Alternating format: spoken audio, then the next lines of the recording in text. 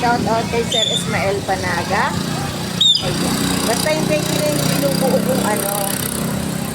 Binubuo nating ay, gawa ka ng Diyos. Ang pogi. Malapit na ang Pasko, ha? Ayan. Shout out kay Sir Panaga. Wait nyo lang. Ang dami nyo nang request sa akin eh. Kasi nagkaano ako, di ba? Umulit yung mga sakit ko sa balat. Pero na-resolvahan naman na ng Cetaphil. Eh, pero may natitira pang konti. Pero Cetaphil. Yung sa kilikili ko. Bukas na naman yan! Ay, Canton. Iba naman to, Jilin. So, wait lang guys. May natawag. Customer. Always yan. Always.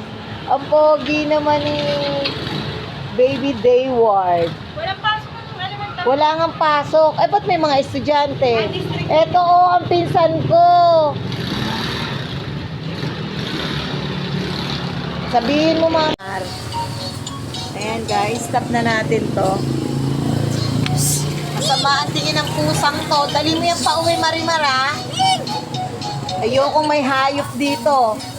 Pwede lang sana. Ayoko may hayop. So, punyeta ka, manang-mana ka kay Arcel. Doon ka. Saka mag-alaga ng hayop. Dito na lang, guys. At i-edit ko pa to. So, ayan, shout out sa inyo lahat. Sa ating Nancy ko and sa Bea. Sa mami ko and Tita Glenya. I love you. Mama, chup chup.